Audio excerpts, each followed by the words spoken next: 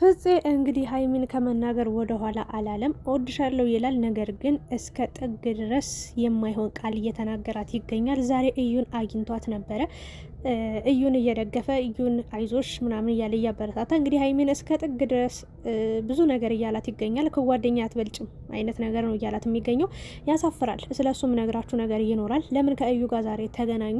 ስለ ሀይሚስ ምን አይነት ነገር ነው ተናግሮ ተመልካች እየተቆጣው የሚለውንም ነግራችኋለሁ። ሌላኛው አሳዛኝ ነገር ደግሞ ሚፍታህ እንግዲህ ከነ ብሩክ ቤት እንደሚኖር ይታወቅ ነበረ።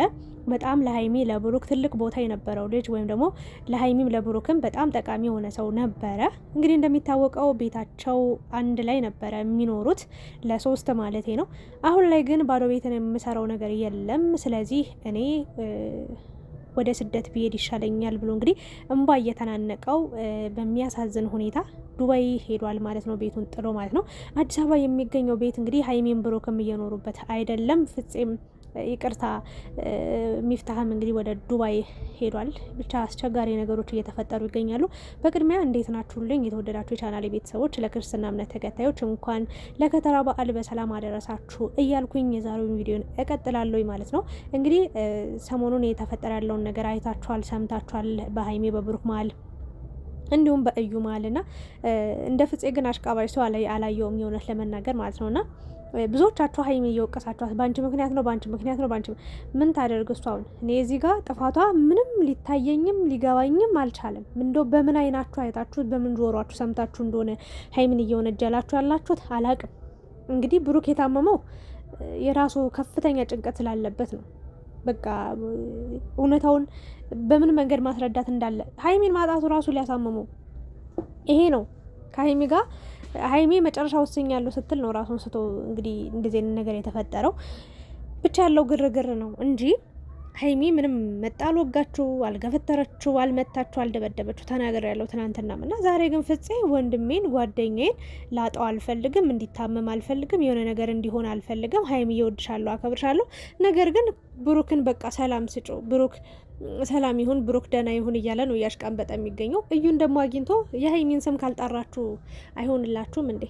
እንግዲህ እሷን ጠርቶ አይዞሽ ምናምን እያለ ስለ ጠራውሽ ይቅርታ ምናምን እያለ እየተለማመጠ ሀይሚን በቃ ምንም ወድሻለሁ አከብርሻለሁ፣ ግን ሲጀመር አንተ ምን አገባ? ሲጀመር ይሄንን ቪዲዮ መስራት ምን አስፈለገ? ሲጀመር እዩም ከህይወት የተራቅልኝ ብሏል አይደለ ብሩክ? አንተ አይደለ እንዴ 30 ጊዜ እየደወልክ እየጠራ እዚህ ቦታ ነው እዚህ ቦታ ነው ያለ ነው እንዲያረግን ነው እንዲ ነው እያልክ መረጃ የምታቀባብል ውስጡን ያለበትን የምትነግራት አንተ አይደለህ እንዴ? ማን ሌላ መጣ? ሀይሚ ያልነገረቻት መቼስ ብሩክ የሚገኝበት ቦታ እንደ ጅራት እየተከታተለችው የምትገኘው አንተ በምትሰጣት መረጃ ነው። አንተ እዚህ ነው እንደዚህ ነው ብለህ ስልክ ደውለ በምትነግራት ነገር ነው አይደለ እንዴ? እና ብሩክን ታዩ ምናምን የማለት መብት የለም ሀይሚን ማለት ነው። ሀይሚ ብሩክ ፍጹም ነው ወይ ደግሞ ንጹህ ነው ብለ 100% መከራከር አትችልም። የእውነት ለመናገር 100% እርግጠኛ ነኝ ስትል ነበረ። ታዲያ እስከዛሬ 100% እርግጠኛ ነኝ አላደረገውም ብለ መች ተከራከርክ? ሲጀመር እንኳን አንተ ማለት ነው እሱ ራሱን አላመነውም። ስለዚህ ጉዳይ ተወይ። ቆይ ስለመተማመን ስላለመተማመን አይደለም። አንተ ግን ማን ስለሆንክ ነው ሀይሚን የምትወቅስበት ምክንያት ምን አግኝተ ነው? የሀይሚ ጥፋት እዚህ ጋር ምንድን ነው? እሷ አልተጎዳችም ወይ? እሷ አልተዋሸችም ወይ? እሷ አልተበደለችም ወይ? የተዋሸች እሷ፣ የተበደለች እሷ። እንዴ አዝናለታለች እኮ ራርታለታለች እኮ። ብዙ ነገር ያለችው እኮ እሱ ሰላም እንዲሆን ፈልጋ ነው። ለሱ ሰላም ለሱ ደስታ ስትል እንጂ የእሷን ደስታ የእሷን ክብሯን ትታ የእውነት ለመናገር ማለት ነው ስለ ብሩክ በዚህ ልክ አትጨነቅም አታስብም ነበርና አስመሳይ ናችሁ። በአጠቃላይ ሁሉም ሰው አስመሳይ ነው። ጊዜና ቦታ ጠብቆ እግዚአብሔር ምስክሬን እንደሚያጠቃችሁ። አሁን ፍፄ በጣም መልካም ሰው፣ በጣም ጥሩ ሰው፣ ለሀይሚ ለብሩክ በቃ አንገቱን የሚሰጥ ከፊት የሚሰለፍ ደስታቸውን እንጂ ማዘናቸውን መለያየታቸውን የማይፈልግ ሰው 100% ብለን እናምነው ነበር። ግን እሱ ሾካካ ያስመሳይ ነው። እሱ ራሱ ማለት ሾካካ ነው። እግዚአብሔርን ሀይሚን አንተ ሲጀመር እዩን ለምንድን ነው የምታቀርባት? ለምን ታመጣታለህ? ሀይሚን ማየት አትፈልግማ? እዩን ብሩክን ማየት እሷን አይፈልግማ? ታዲያ አንተ የምትሽለጠለጠው እዚህ መጠ እሷ የምታገኛት የምታወራት ምናምን ምን ቤት ነህ? ብሩክ ማግኘት አልፈልግም ብሎ እንኳን ከተቀመጠበት እየወሰድክ የምታገናኛቸው አንተ ነህ። ምንድን ነው አላማ? ኢላማ ምንድን ነው ወይንስ የሀይሚና የብሩክን አንድ መሆን አትፈልግም? ከፈለክ አንተ አግባት። እዩ አበዛ ሀሳ ሁላችሁም ሀይሚ ላይ ነው እየፈረዳ የምሬ ነው። እንኳን አንተ ማለት ነው ማንም ይሁን ማንም በሀይሚ ከመጡብን እግዚአብሔርን አንሰማም። ባናተ መተከል ትችላለህ፣ አንተም ብትሆን ማለት ነው። አስመሳይ ጊዜና ቦታ እየጠበቅ እያስመሰልክ በዚህ ልክ እሷን ለመጉዳት እሷን ሲጀመር የጸጸት ስሜት ተሰምቷታል። ሀይሚን አይታችኋታል። እሷ ተበድላ እሷ ተዋሽታ ብዙ ነገር ሆና አልቅሳ ተጎድታ ታማ አሁን ላይ ራሱ የኔ ጥፋት ነው ብላ ተንበርከካ ይቅርታ ስጠይቋታችኋላ ትናንትና። ግን እሱ ነበር ተንበርክኮ ሀይሚዬ ይቅር በይኝ፣ በዚህ መንገድ በድዬሻለሁ፣ በዚህ መንገድ አስከፍቼሻለሁ፣ ይሄ ነገር መሆን አልነበረበትም፣ ይቅር በይኝ ብሎ ይቅርታ መጠየቅ የነበረበት፣ ወደ ራሱ መመለስ የነበረበት፣ አንድ ላይ እንዲሆኑ መጣር የነበረበት፣ ዋጋ መክፈል የነበረበት እሱ ነበር። ግን እሷ የጥፋተኝነት ስሜት ተሰምቷት የታመመው በእኔ ምክንያት ነው ብላ አስባ ተጨንቃ ሰላም አልተሰማትም። እንቅልፍ እንኳን ሳትተኛ ነው ያደረችዋ። መጣ ይቅርታ ጠየቀችው። አንድ እንሁን ብላ ለፍቅር ስትል፣ ለአብሮነት ስትል፣ ለእሱ ሰላም ስትል፣ ለእሱ ደስታ ስትል፣ ለፍቅራቸው ስትል እግዚአብሔርን ዝቅ ብላለታለች። ዛሬ ላይ መጣ አንተ ከብሩክ እንደዚህ ብሩክን ተውት፣ ሰላም ይሆንበት፣ እንዲድን እሱን ማጣት አልፈልግም። እሱ ደን ሲጀመር እሷ ነች እንዴ ይሄ ነገር ሁሉ እንዲመጣ ያደረገችው? እሱ ባመጣው ሰበብ እሱ ባመጣው ኮተት አይደል እንዴ? ስለዚህ እሱን ሲጀመር አንተ ምን አገባ?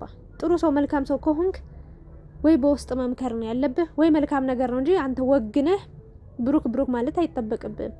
እናውቃለን እናያለን እኮ ሁሉንም ነገር። ምንም የተደበቀ የተሸፈነ ምንም ጥፋት የለባትም ሀይሚ። ምንም እግዚአብሔርን ምንም ጥፋት የለባት። ምን አደረገች? ያለውን ነገር አምና ተቀብላ ለመረዳት እሱን እየሞከረች ነበረ።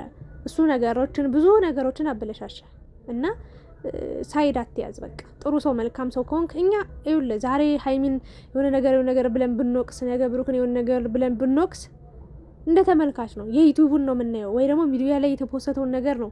በዛ መሰረት ነው ሀሳብ የምንሰጥ። አንተ ግን ቅርባቸው ነው ያለው፣ ክፉ ደጉን በደንብ ታውቃለህ ሁሉንም ነገር እና ይህን ያህል የሀይሚን ስም እየጠራ ማሽቃበጥ አይጠበቅብህም።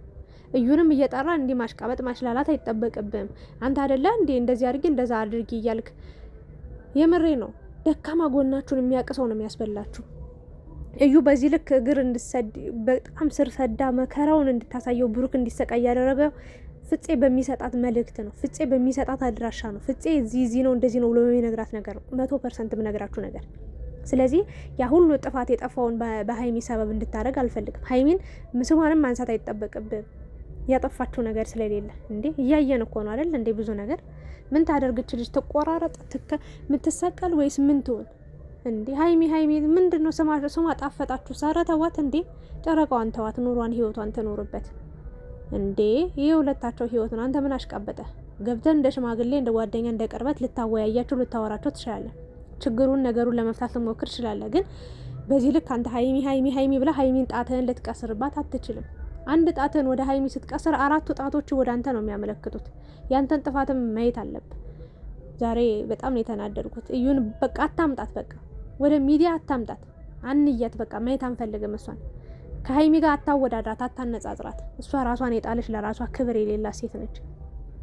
ክብር ቢኖራትማ እንዲህ ሆዷን አገፍጥጣ አርፋ ትቀመጥ ነበር። እንዲህ ነገር ባልበላች ነገረኛ እና አታሽቃብጥ። አንተ ደግሞ አጉላጉል ጨዋ አጫውት ለሷ እሷ ፌስ ስትሆን ማለት ነው። ከፈለክ አግባት። የምሬ ነው። እና ፍፄ በጣም በቃ የማይሆን ነገር ነው የተናገርከው። እስከዛሬ እንወድና ከብር ነበረ፣ ግን የማይሆን ነገር ስታደርግ ደግሞ ዝም ብዬ ማየት አልፈልግም። ተናግሬያለሁ፣ አለቀ። ሌላኛው ደግሞ ወደ ሚፍታህ ስመጣላችሁ ነው። ሚፍታህ እንግዲህ ደስ በሚል ሁኔታ ተዋውቆን ነበረ። ማለት ያው በሀይሚ በብሩክ ቤት ለመኖር ደስ የሚል ጊዜ ያሳለፉ ነበር። ለሀይሚ መልካም ሰው ነበር፣ አብሯት እኩል ፈገግ የሚያስብላት እሷም ፈገግ የምትለው ከሚፍታህ ጋር በጣም ጥሩ ጊዜ ነበራቸው የእውነት ለመናገር። ብሩክም እንደዛው።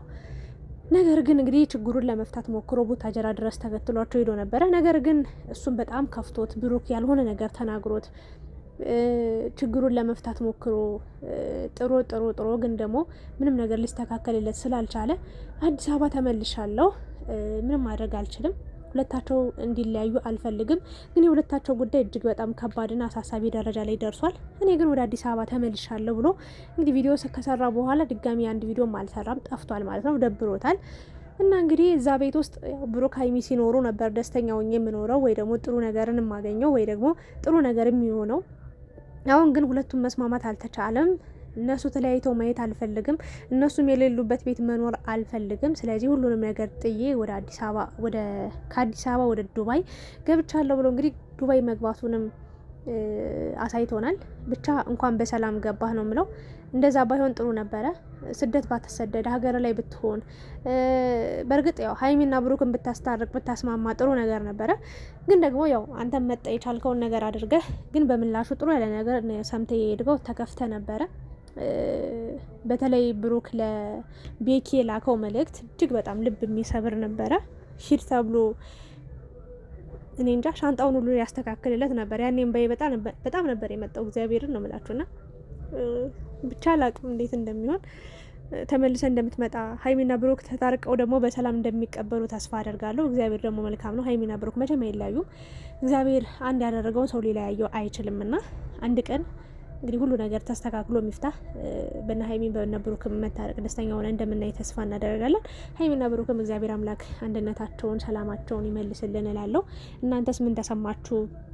ፍፄ በተናገረው ንግግር እንዲሁም ደግሞ ሚፍታህ ከሀገር በመውጣቱ ወይም ደግሞ የሀይሚንና የብሩክን ቤት ትቶ በመሄዱ ምን ተሰማችሁ? ያላችሁን ሀሳብ አስተያየት እንግዲህ ኮሜንት ላይ አስቀምጡ። ሀይሚና ብሩክም እንግዲህ አንድ ሆነን አንድ እንዲሆኑ እናድርጋቸው። ነገሩ እየሰፋ ችግሩ እየሰፋ እየሄደ ነው ያለው። ጋሽዬ ገብቶበታል። በእርግጥ ያው የማይስተካከል የማይፈታ ችግር የለም። እግዚአብሔር ደግሞ ሁሉ ነገር አስተካክሎት አንድ ላይ እንደምናያቸው አልጠራጠርም። እመኑኝ ይመጣሉ አንድ ላይ። አመሰግናለሁ። የኔ ሀሳብ አስተያየት ይሄንን ይመስል ነበረ። ለአሽቃባጮች ለወረኞች ቦታ አንስጥ። በቃ አንድ ጨረቃ ፋሚሊ እንሆን። አመሰግናለሁ።